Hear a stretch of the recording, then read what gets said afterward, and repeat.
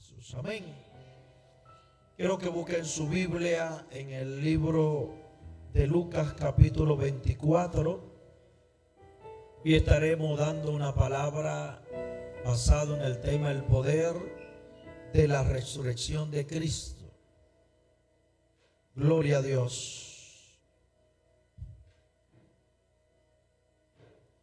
Lucas capítulo 24 versos 6 y 7.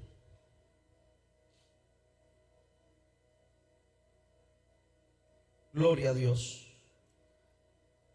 Dice el texto, la palabra de Dios la leemos en el nombre del Padre, del Hijo y del Espíritu Santo. No está aquí, sino que ha resucitado. Acordaos de lo que habló aún cuando estaba en Galilea, diciendo: es necesario que el Hijo del Hombre sea entregado en manos de hombres pecadores y que sea crucificado y resucite al tercer día. Filipenses capítulo 3 verso 10. Lo he perdido todo a fin de conocer a Cristo. ¿Qué es lo que él ha hecho? ¿A fin de qué? Experimentar el poder que se manifestó en su resurrección, participar en su sufrimiento y llegar a ser semejante a él en su muerte. Aleluya. Dice Pablo, lo he perdido todo a fin de que de conocer a Cristo, experimentar el poder que se manifestó en su resurrección, participar en su sufrimiento y llegar a ser semejante a él en su muerte. Yo quiero que usted cierre sus ojos. Padre, en el nombre poderoso de Jesús de Nazaret, Señor, tuya es la gloria y tuya es la honra. Padre, te glorifico, te exalto, Señor. Tú eres el Dios todopoderoso, eres el Señor. Te pido al Señor. Gloria a Dios. Aleluya. Gloria a Jesús. En esta semana se está celebrando la Semana Santa. Por muchos años, desde que nosotros nacimos o tenemos uso de conocimiento, vemos esa celebración, pero no fue en esta semana específicamente. Por tradición se ha tratado de que se celebre por muchos años y hoy en día también nosotros lo celebramos. Aunque no sea el día indicado de su muerte y aunque no sea el día indicado de su celebración, aún así como quiera lo celebramos porque estamos celebrando el acto y el hecho de que Cristo ha resucitado. Por eso en este día te predicamos una palabra basada en el tema el poder de la resurrección de Cristo. Ahora, ¿qué significa la palabra resurrección? La palabra resurrección viene de una palabra griega que significa anastasi, la cual significa como acción de ponerse de pie o acción de levantarse de nuevo. Cuando una persona es resucitada, es como que si una persona se levanta, como que una persona vuelve a la vida. La resurrección tiene dos aspectos. En la época de Cristo y todavía en esta época todavía personas resucitan. Pero hay dos aspectos de la resurrección muy importantes. Porque hay personas que resucitan y han resucitado, como es el caso de Lázaro, para volver a morir.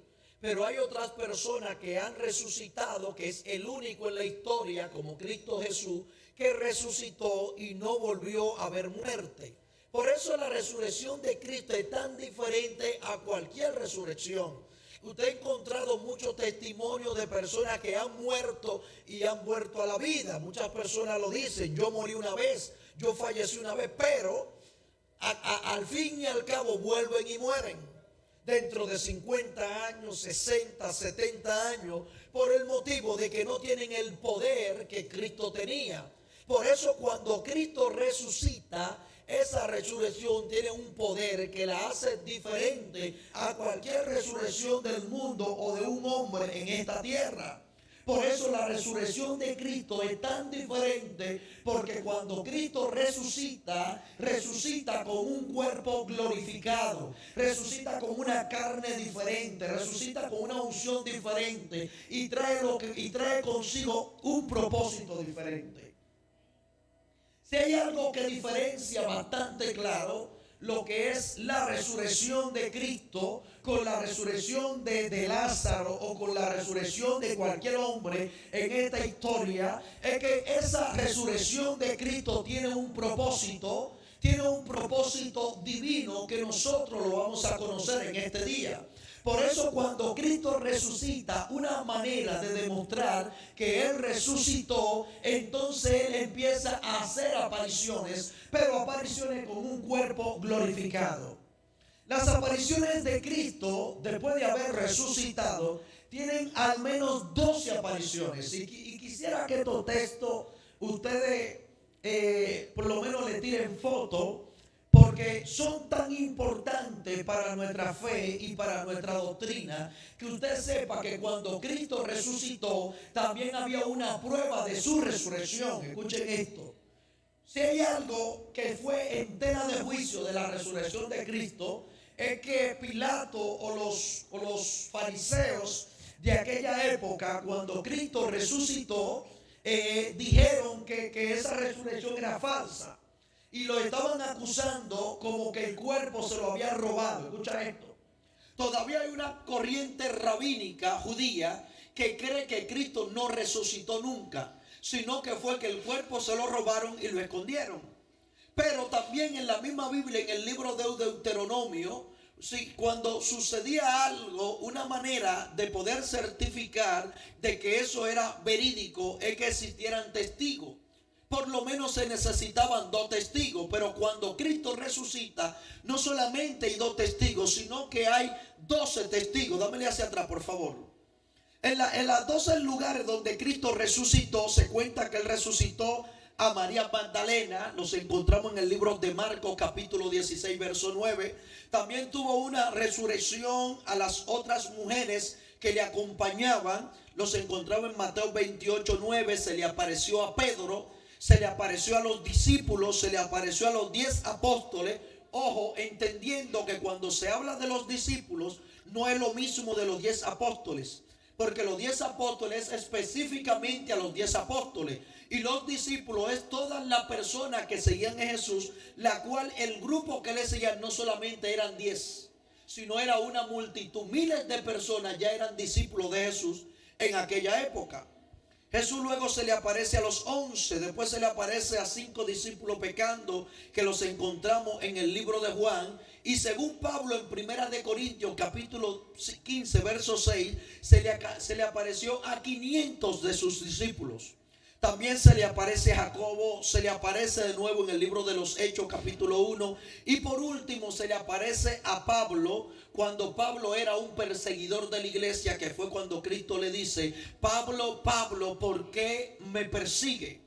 Lo que estoy diciendo es que Cristo, de una manera, para poder dejar algo tangible, cuando Él resucita, no solamente deja la tumba vacía, sino que hace una certificación de esa resurrección y se le aparece a unas cuantas personas para demostrar que Cristo estaba vivo. Y si Cristo estaba vivo, entonces hay algo en nosotros que nosotros debemos de valorar, que es la importancia por la cual Cristo tuvo una resurrección.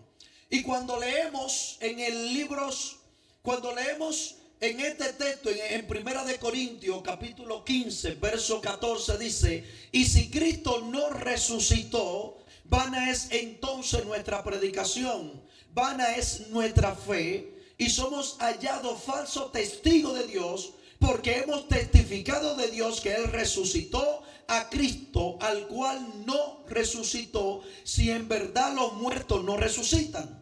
Porque si los muertos no resucitan, tampoco Cristo resucitó. Y si Cristo no resucitó, vuestra fe es vana, aún estáis en vuestros pecados. Y aquí hay tres cosas muy importantes de la resurrección de Cristo.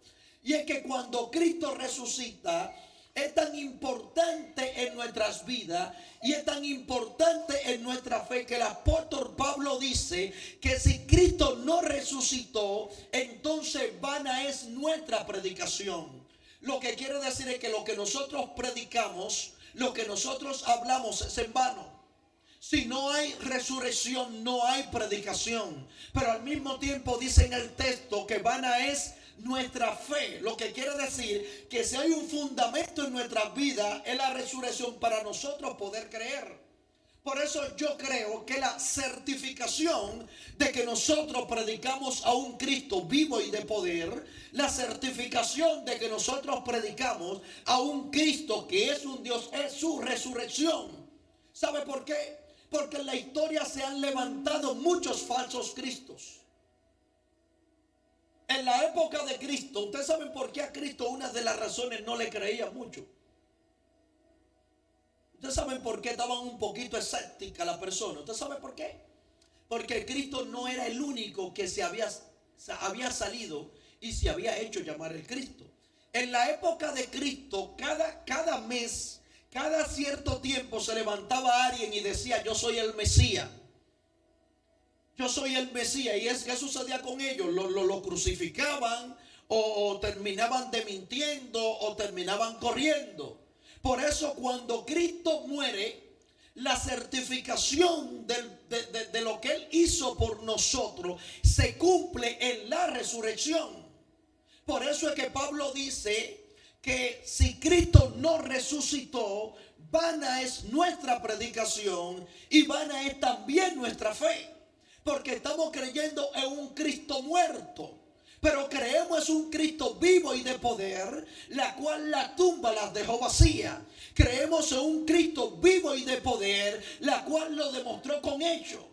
En la historia encontramos muchas personas que murieron haciéndose pasar por Cristo, que murieron formando una religión, pero lamentablemente cuando murieron los huesos todavía están en la tumba. Pero cuando Cristo muere, Cristo es resucitado, Cristo es sacado de la tumba y como evidencia tenemos una tumba vacía. Por eso Mahoma cuando muere, Mahoma se queda en la tumba. John Smith cuando muere, John Smith se queda en la tumba. Cualquier persona que ha levantado religión cuando muere se queda en la tumba. Pero cuando Cristo muere, la tumba ya está vacía. Está vacía porque Él resucitó. Por eso yo no creo en gente que andan con un crucifijo en el cuello colgado, de que con un Cristo crucificado. Hay gente que le piden a un Cristo crucificado y usted lo ve que van y se le paran a una estatua. No. Usted le está pidiendo a una cruz, pero Cristo ya resucitó. Cuando Cristo resucita, no hay necesidad de postrarse a un ídolo. No hay necesidad de postrarse en una cruz. No hay necesidad de postrarse en un altar. ¿Sabe por qué? Porque cuando Él muere, Él resucita y trae con nosotros lo que es el perdón de nuestros pecados. Y escucha esto: cuando Él muere, trae el perdón de nuestro pecado, y el perdón de nuestro pecado produce en usted el acceso directo para usted poder penetrar y entrar al templo y tener una conexión directa con Él. Por eso dice la palabra que cuando Cristo muere, el velo del templo es rasgado. Y usted me va a preguntar: ¿y qué significa eso? Es que en la antigüedad, para alguien poder tener acceso a Dios, tenía que entrar al templo. Y en el templo había una pared, que esa pared dividía lo que era el lugar santísimo con el lugar santo. El lugar santo era donde iban los feligreses a ofrecer sacrificio, pero tenían que conectarse con el sacerdote, y el sacerdote era quien ofrecía el sacrificio que usted quería.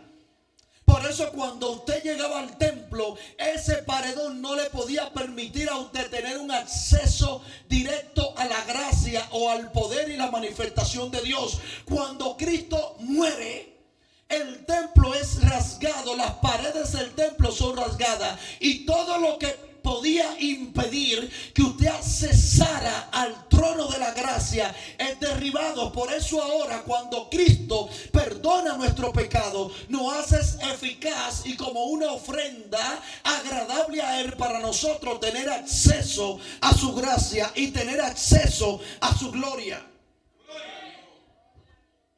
¿Por qué es tan importante conocer la resurrección? Porque si no hay resurrección, no hay buena predicación. Si no hay resurrección, vana es tu fe. Y si no hay resurrección, no hay perdón de nuestros pecados. Gloria. Por eso necesitamos entender que la resurrección, no importa que sea en Semana Santa, no importa que un teólogo te diga a ti que no fue el domingo, que fue el sábado, que fue el martes, que fue el miércoles, no importa el día que te lo diga. Lo importante es el sacrificio que Cristo hizo y la importancia que tiene para nosotros, sin importar la fecha ni el momento. Hay teólogos por ahí que dicen que Cristo no resucitó un domingo, que fue un sábado, que el día que fue crucificado fue un Shabbat, la cual un Shabbat de medio tiempo que se celebraba en el pueblo judío, que era un Shabbat parcial que celebraban los miércoles, un día de la semana, y que su resurrección no fue un sábado. Yo no tengo problemas con eso. Que haya sido un sábado, haya sido un domingo, no tengo problemas con eso. Porque lo que a mí me hace sentir bien no es el día que haya resucitado.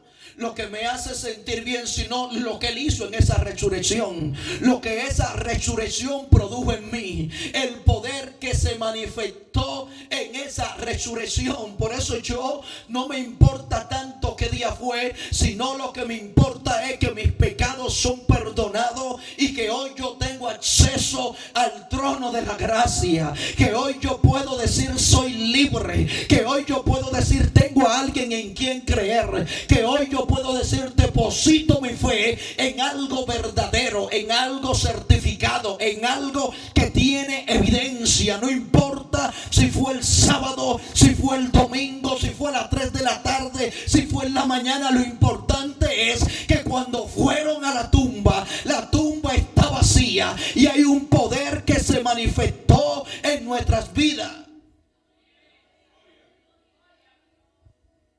Por eso quiero compartir con ustedes algunos puntos importantes del poder de la resurrección de Cristo.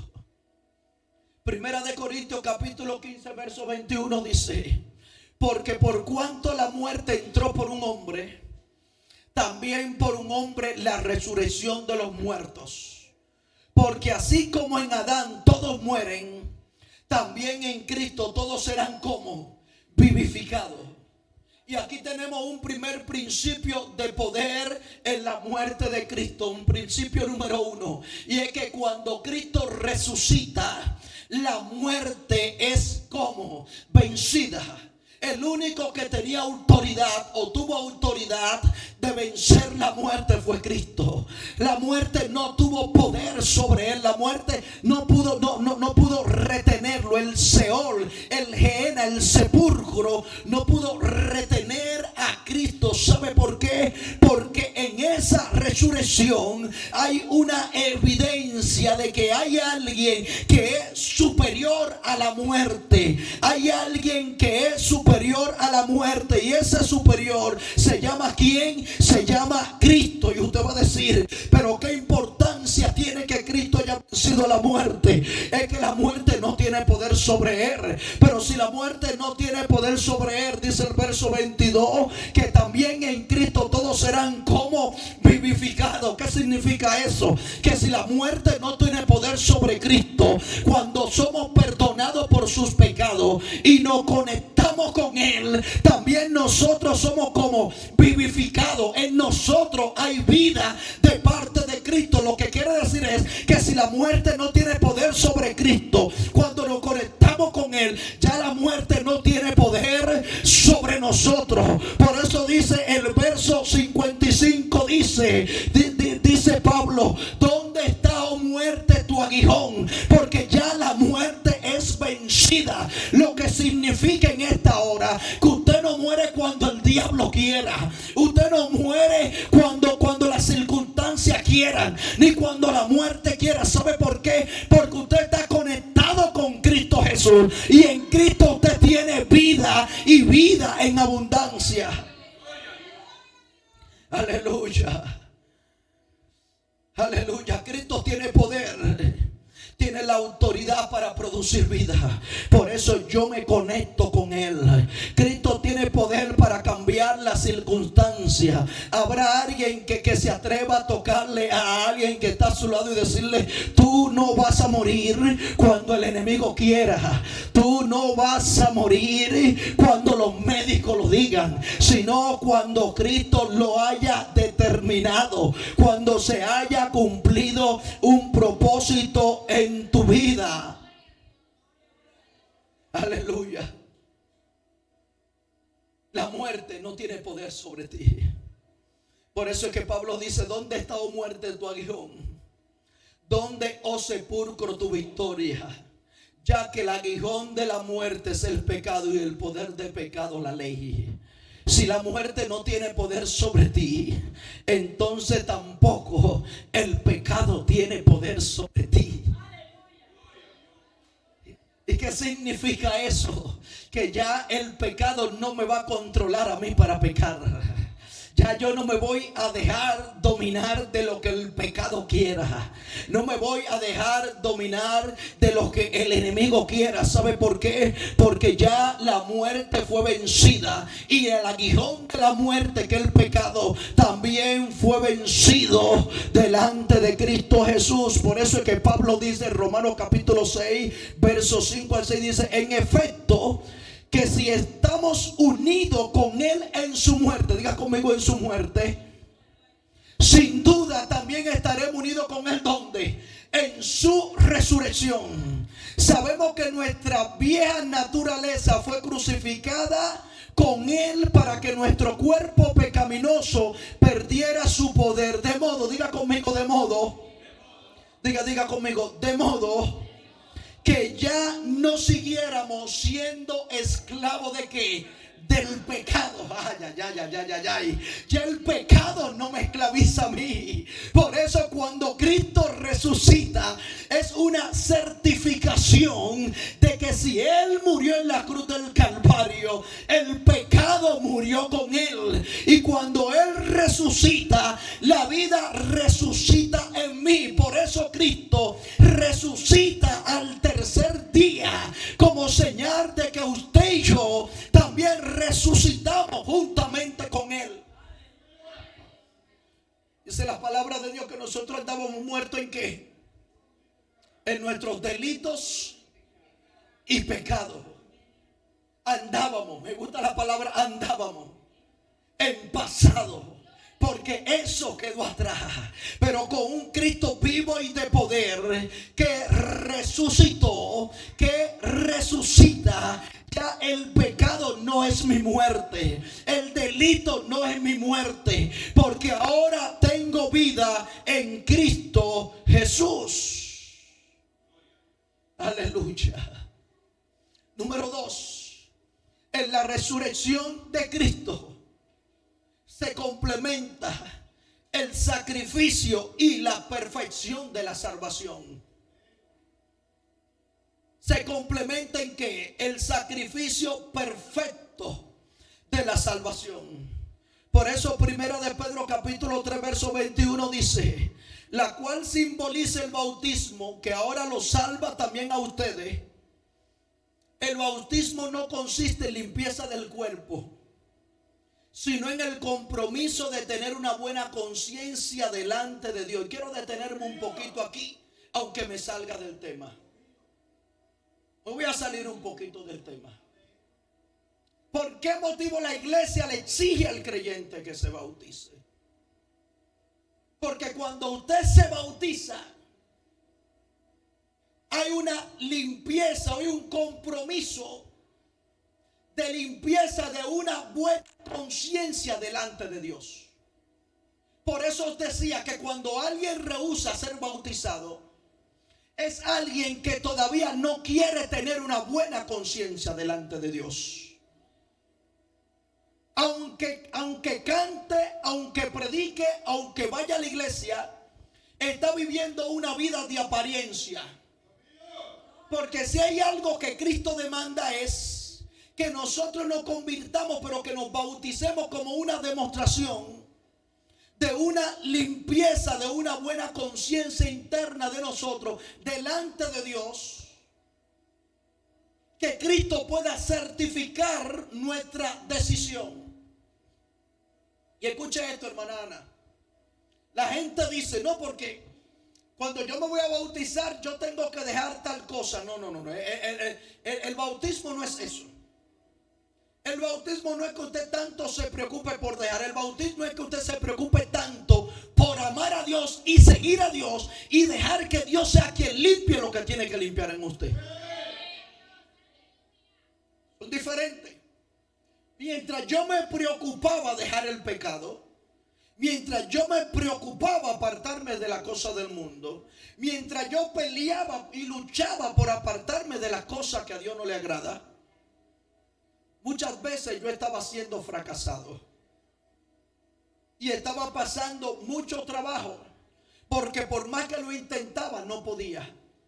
Pero cuando yo tomo la decisión de conectarme con Cristo y dejar que sea Cristo quien obre en mí, lo que antes yo no podía, ahora yo lo hacía hasta con los ojos cerrados.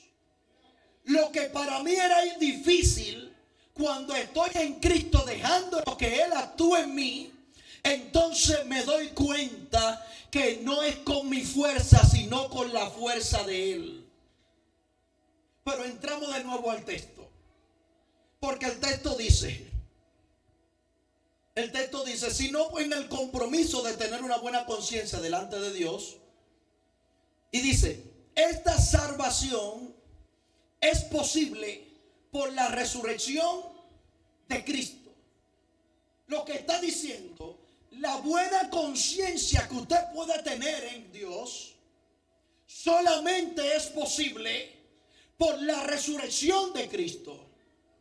Lo que quiere decir es que cuando Cristo resucita, hay un poder que se manifiesta en usted y en mí, de una limpieza de nuestro pecado, y hay una limpieza espiritual para nosotros poder agradar a Dios.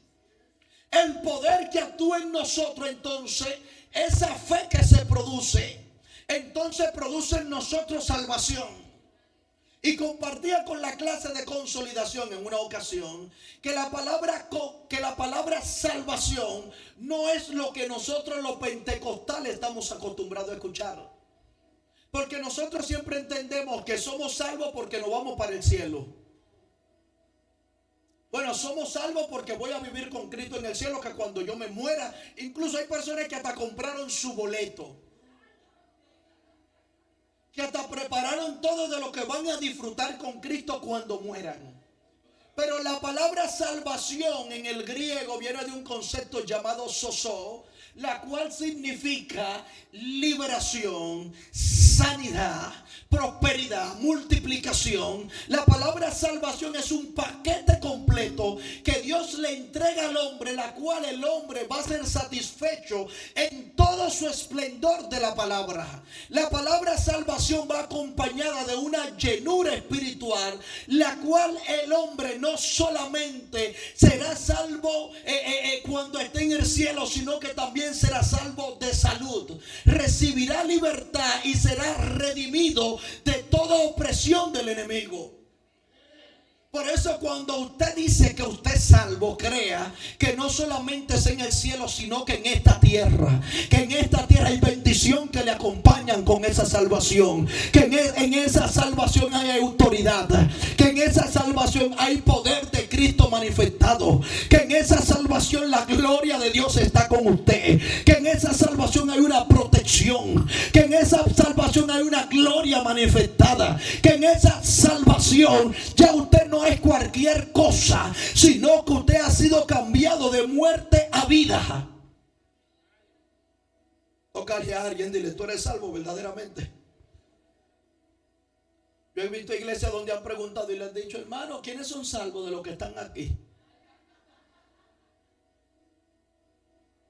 Y la mayoría no levantan la mano. ¿Y saben por qué no levantan la mano?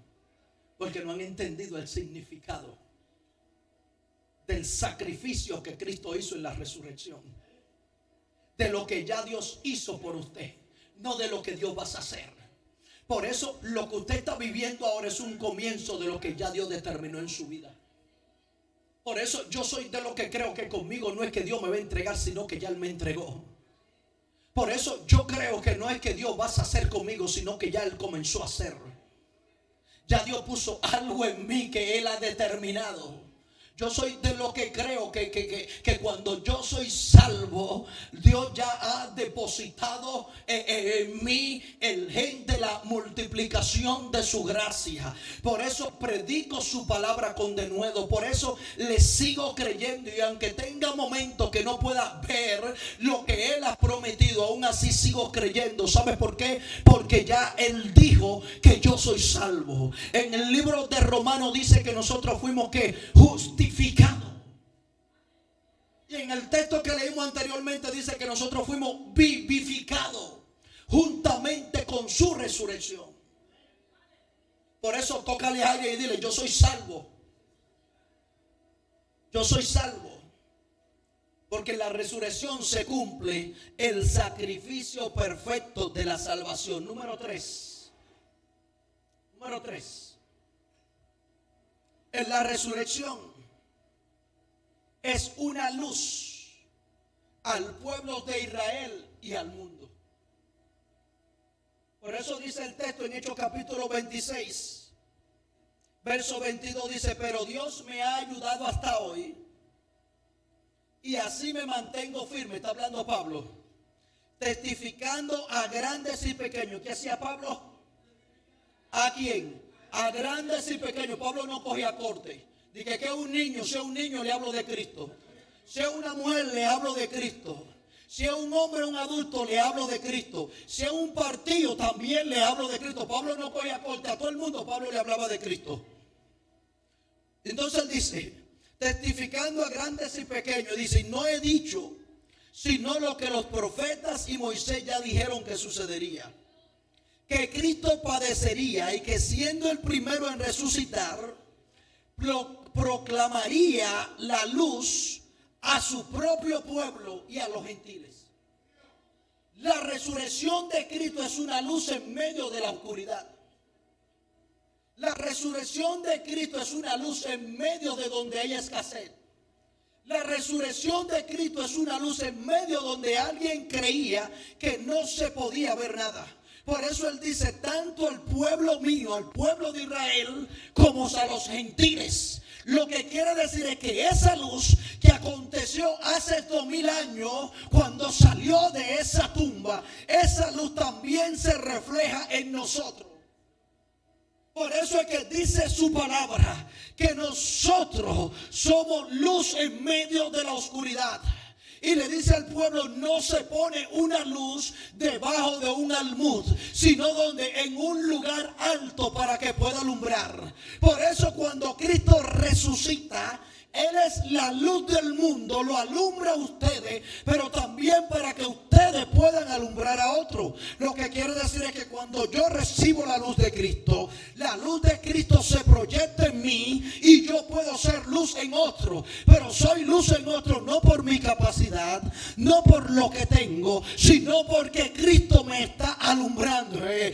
Quiero que entienda esta parte. Eres luz en medio de la oscuridad. Donde Dios te pone para alumbrar. Donde Dios te pone para traer cambio. Donde Dios te pone a ti, te pone para traer luz donde otros no pudieron lograrlo. Por eso hay gente que van a decir, pero ¿y qué es lo que está sucediendo conmigo? Que la gente a mí se me acerca y me dice, yo quiero que usted ore por mí, yo quiero que usted me busque. ¿Sabes qué es lo que está sucediendo? Que ya la gente vio que Cristo ha depositado una luz en ti.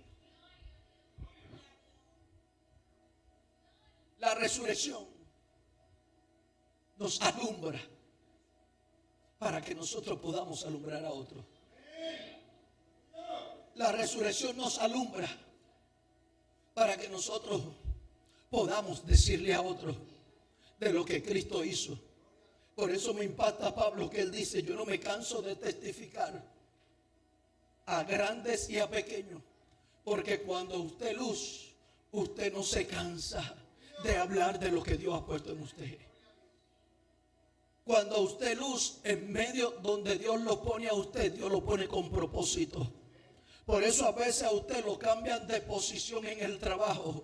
Alégrese que lo cambiaron de posición, porque hay gente que van a necesitar de usted en el lugar donde Dios lo puse. Alégrese donde lo han mandado. Alégrese del lugar donde usted esté. Alégrese de la gente que le rodean a usted. Hay gente que dice, no, porque yo me voy a mudar de aquí, porque aquí solamente hay brujos, aquí solamente hay hechiceros, no, porque aquí solamente hay un musicón y hay bebida. No.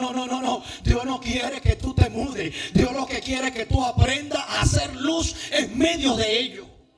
Cuando estaba la pandemia en mi casa, cuando estaba la pandemia en Buena, yo me llevé esas dos bocinas para allá, para la casa.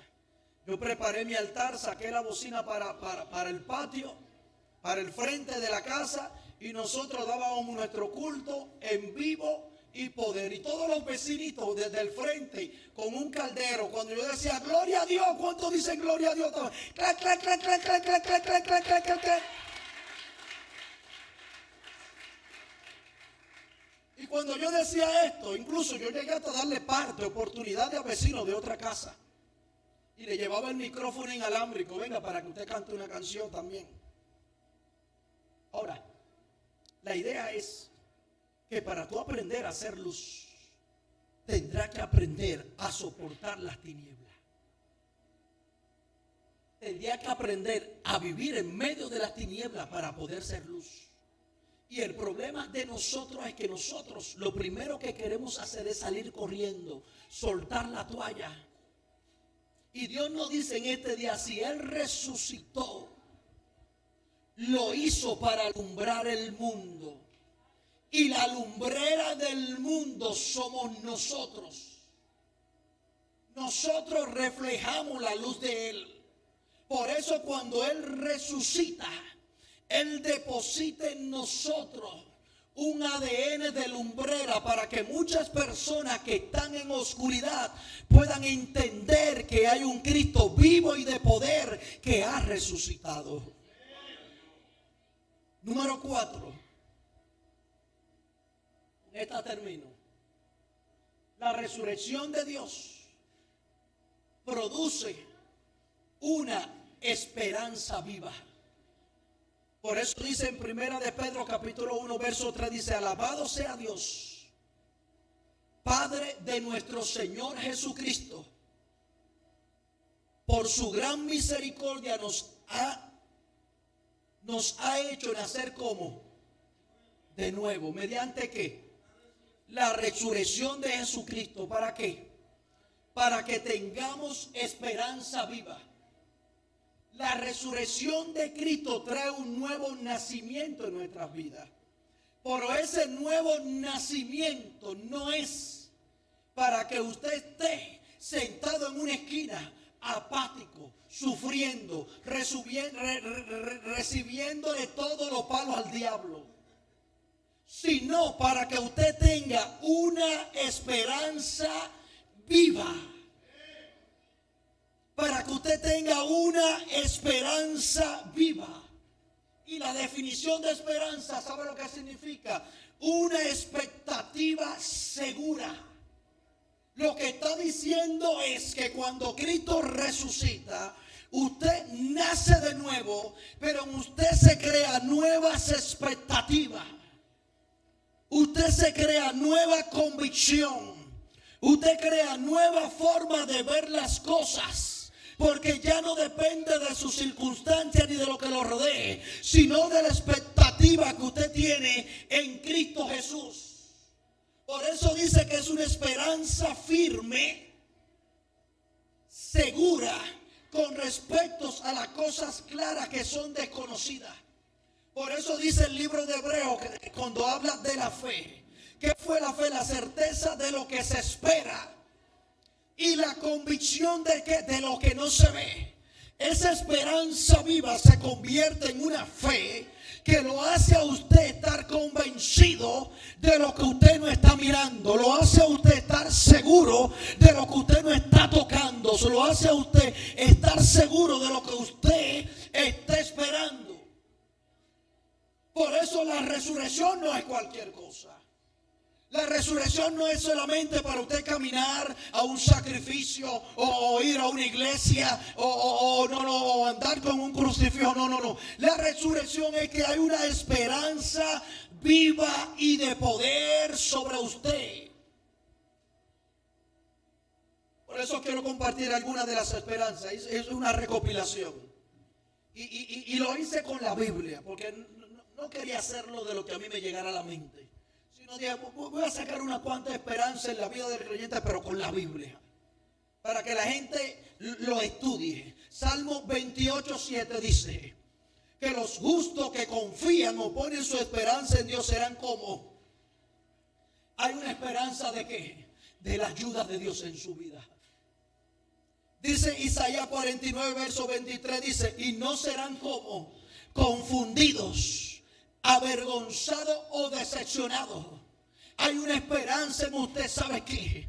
Que usted no será avergonzado, que usted no será decepcionado. Se podrá decepcionar otros que están al lado suyo, pero si se mantiene confiado en Cristo Jesús, Cristo tiene una esperanza para usted, la cual no permitirá confusión, la cual no permitirá vergüenza. Por eso dice la palabra en el libro de los Salmos, que lo que miraron a él fueron como alumbrados, y toda vergüenza que pasó, y toda vergüenza fue como fue quitada. Y gente aquí que Dios le está diciendo, mi resurrección es de esperanza, una esperanza donde no hay vergüenza, una esperanza donde no hay decepción, una esperanza donde hay protección.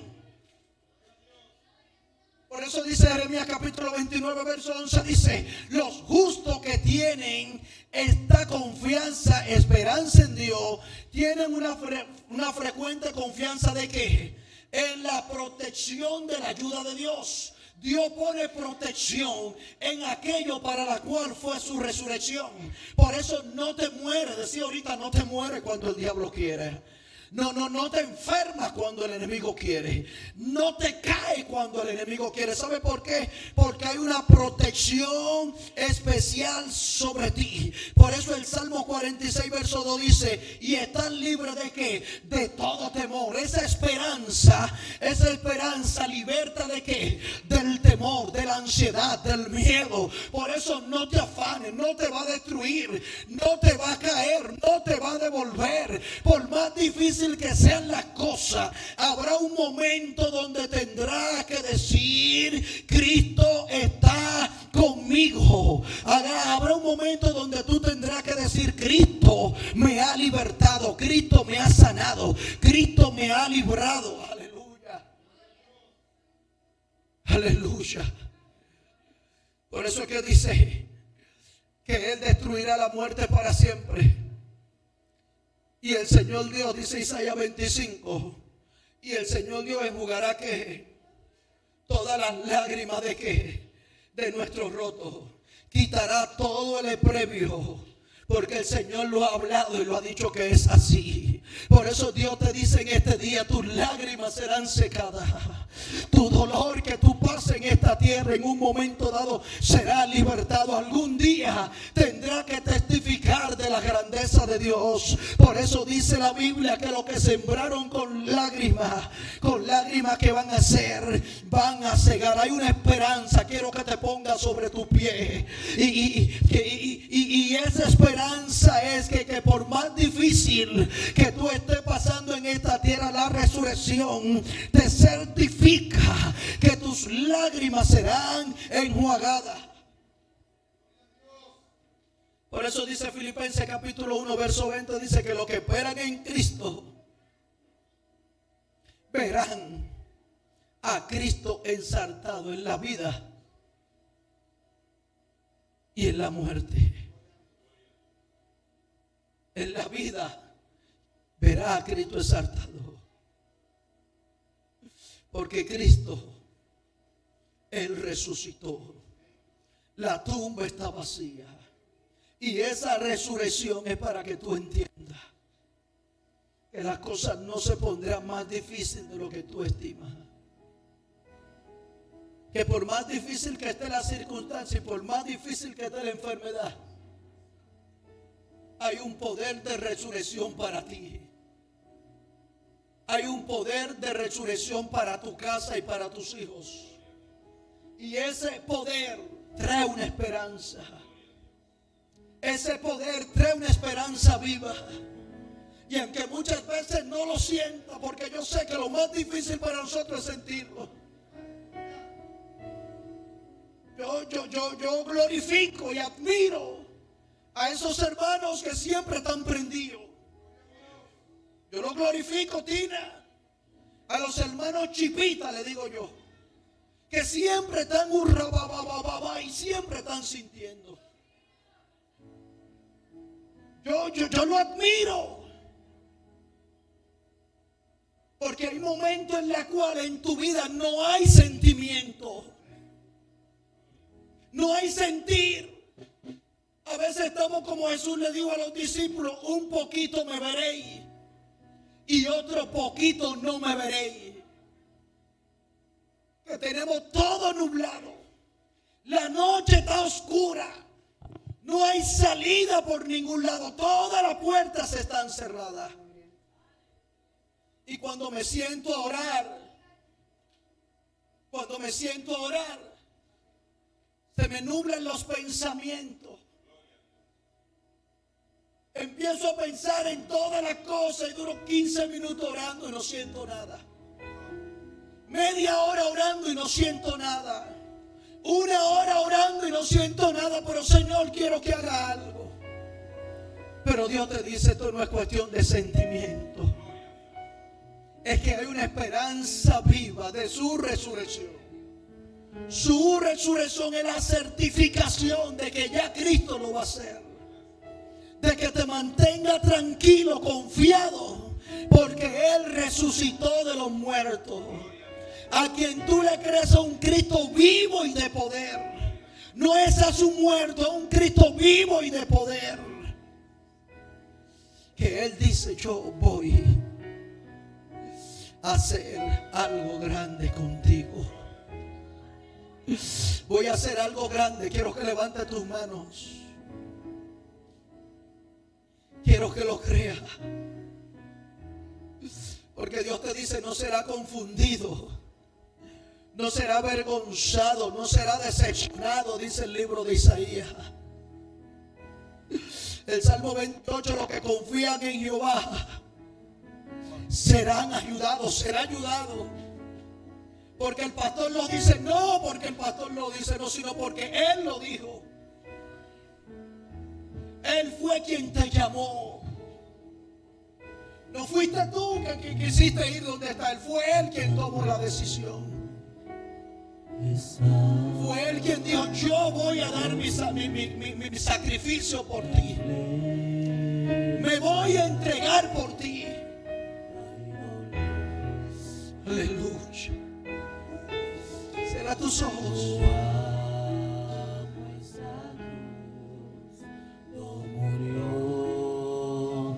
Jesús.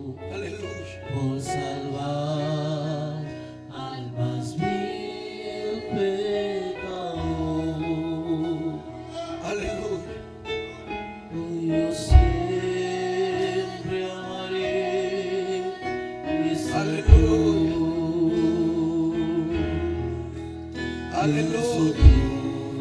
Cierra tus ojos. Gloria será. Y algún día vez de una cruz, Gloria a Dios. mi corona Jesús. Aleluya.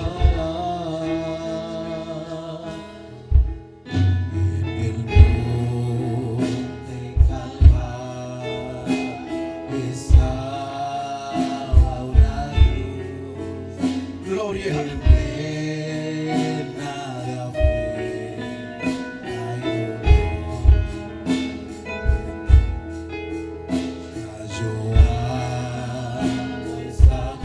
El salmista David decía: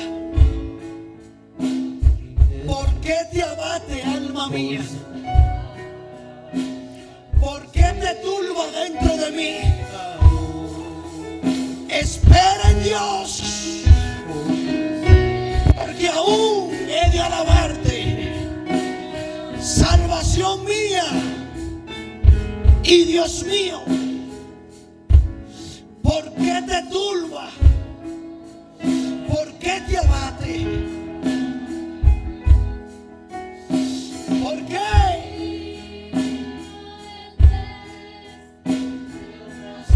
Porque los que esperan en Jehová tendrán nuevas fuerzas. Yo no sé si tú puedes creer esta palabra. Shaba. Isaías 40:31. Porque los que esperan a Jehová tendrán nuevas fuerzas. Levantarán alas como las águilas. No pierdas tu comunión. No pierdas tu comunión. Porque con esta palabra voy a cerrar. Los que esperan a Jehová tendrán nuevas fuerzas. Diga conmigo, nuevas fuerzas. Levantarán alas como las águilas. Correrán y no se cansarán. Caminarán y no se fatigarán. No hay fatiga. No hay cansancio. Hay nuevas fuerzas sobre ti. Nuevas fuerzas sobre tu casa. Nuevas fuerzas como el búfalo. Aleluya.